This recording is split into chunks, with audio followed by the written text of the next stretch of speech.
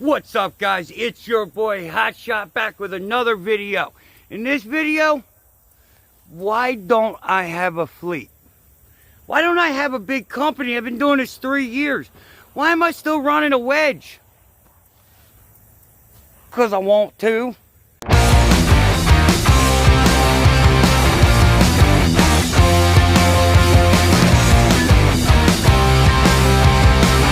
So, everybody wants to have a trucking business.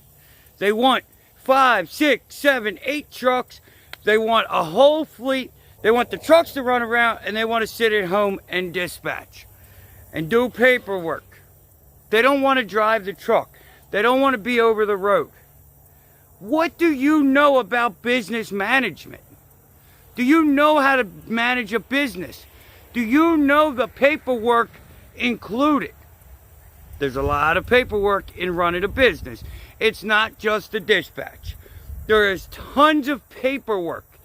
And it's one thing to learn with one truck and yourself as a driver. It's a lot easier to finagle mistakes with one driver and one truck. They're clean today. They're clean. So, it's easy to finagle that with one driver. So now, right? So, you're going to go out and you're going to, okay, so I halfway know. I know enough to get by.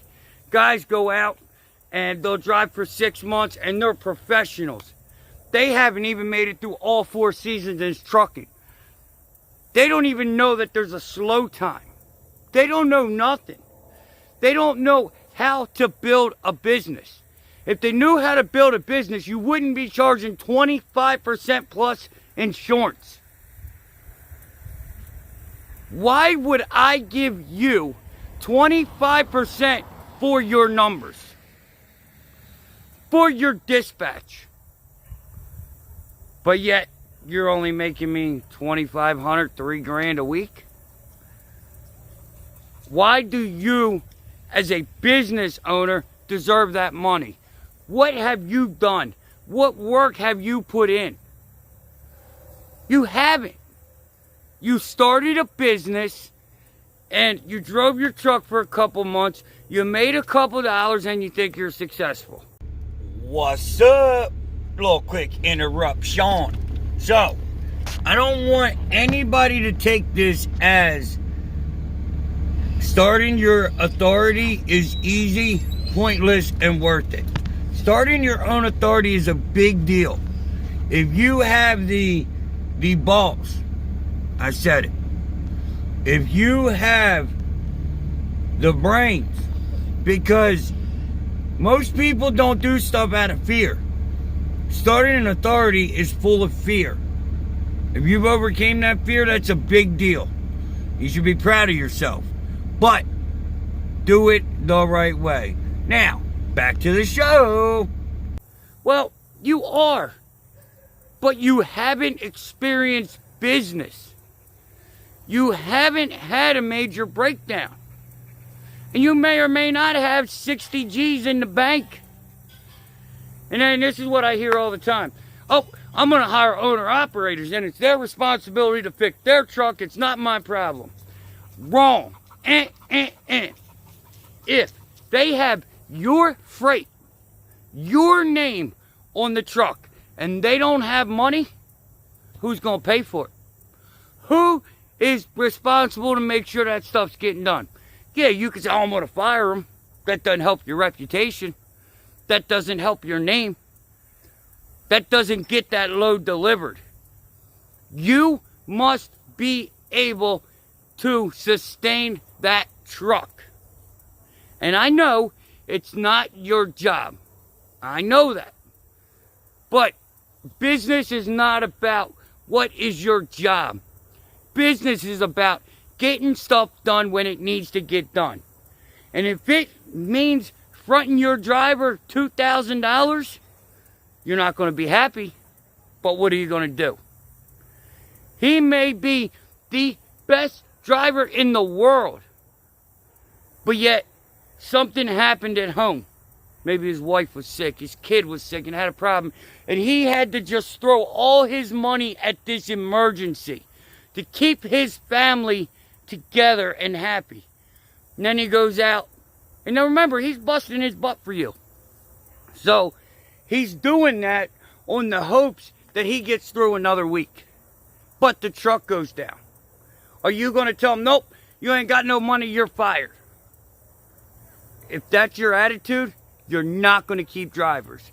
You're not going to keep people working for you. You got to ask yourself, why would someone work for me? Get off the high horse of, I own this company. You don't own nothing. Your name is on the business, yes. Okay, maybe you do own it. You don't run it. Because without them employees, you have nothing. Nothing. They don't want to work for you, you ain't going to live. You ain't going to survive. And that is just a part of it, okay? And you got to ask yourself, why would they work for me? If you can't give yourself 5 reasons why someone would want to work for you, keep trucking till you get some reasons. Number two. Are you going to do owner-operators or are you going to do company drivers? Well, I'm going to go buy 5 trucks and I'm going to hire 5 drivers and they're going to drive. We're going to make money and I'm going to give them 20%. No, you ain't. No, you ain't. First of all, you don't find drivers for trucks. You find trucks for drivers. The trucking industry is not a race. It's a marathon. Slow and steady wins the race. 3 years, I'm still trucking. Matter of fact, I even took what people call steps back and I'm leased on. Freer than I ever been. Happier than I ever been. I'm at my buddy's house today. We're working on my truck, you know, and I have no real stress. What do you want out of business? What do you want? What are you worth as a business owner? Are you really worth 25% of their income? Plus you're going to make them pay insurance? I want you to think about this. If you are getting in a total package over 25% of their income, you're going to fail. You know why you're going to fail? Because they're going to fail. And you can't sustain a business by boom, boom, boom, boom, boom, going over drivers. Boom, boom, boom, boom, boom. How did I know? I learned the hard way. I prematurely hired drivers on. I wasn't ready. Had money, didn't have enough money. Didn't have the contracts. If you want, or if you think you're just going to hire people on and dispatch them off the load board, but yet you're not doing it because you're not making enough money, and that's why 90% of the people hire and lease on. I'm not making enough money. Yeah, you're not making enough money. So I want you to take what you're making, take 25% out of that, and then ask yourself, how's this guy going to pay these bills? Oh, you know what? That's not my problem. You're right. It's not your problem, but you're going to have bigger problems. Well, you ain't going to make no more that way. You want to know who you want to work for? You want to work for the guy that gives you a reason to work for him. The guy that doesn't take all your money. The guy that wants to make money on you over the long haul. Why does my fleet owner, or whatever you want to call him, why does he hire drivers on? Because he wants to get home and do paperwork and do dispatch. He's been in business 4 years. He's successful. He has 5 trucks. He doesn't dispatch me, but that's my choice. I can make a phone call right now and he would dispatch me. But I don't want that. That's not what I want. And if you find somebody that's willing to work with you and your needs are important, your needs are of value, that's who you work for. You need to be happy and be okay making that phone call. The minute I don't want to call, The owner, I quit. I'm going to tell you right now, I quit. If I don't want to talk to you, if I can't stand how you act, talk, or run your business, I am not going to be part of it. And here's a mindset of owner-operators that fleet owners don't think about. I own this truck. I own this trailer. I run when I want. They need me. Yes, you do need them. But you guys have to be on the same page. And if they feel abused or used, you're not going to win. As a business owner, they need to enjoy giving you money. They need to enjoy working for you. Because there's so many trucking companies out here. So many. Like, the guy I work for is 25%. That includes your insurance, your dispatch, everything. Everything except maintenance. I seen on Facebook today, there's a guy, he made $125 this week. He made $2,400 gross, $1,000 in fuel, $40 for refusing a dispatch is what he had to pay him. And then they took like $600. Like, really? So they left this man $125. You do that to me and watch what happens. First of all, if they're not paying insurance, you don't pay over 10%. I'm telling you right now, 10% for numbers is the average. I have a buddy, he does 5% for numbers, 5% for dispatch, and that's what he does. It's 10% for dispatch and numbers. The only thing they do is numbers or back office, and you understand that, you know. You once you get that, you're cool. So, but what happens is these guys, they come out here, they buy a truck, they buy a trailer, and they buy a truck, they buy a trailer, and they're not making enough money. So they want to put on 5 trucks and take 25% of their income plus insurance. And then it's always a bad driver. The driver did this, the driver did that. No, you set yourself up. You didn't care about that driver, but you wanted that driver to care about you. So, back to the reality. Why did I close my fleet? For one, people really don't want to work. Most people that get in this trucking industry, they don't get in it to work hard. They get in it to be their own boss and work when they want. Why did you get in it? Why did you start your own trucking company? Think about it. What was your first mindset? Not where you're at now. What was your first mindset? So, it is so hard to keep employees and keep drivers. The guy I work for, he went through 2 drivers in 1 week. One owner-operator, one owner-operator and 1 truck driver, like 1 company driver. 2, 1 week, gone.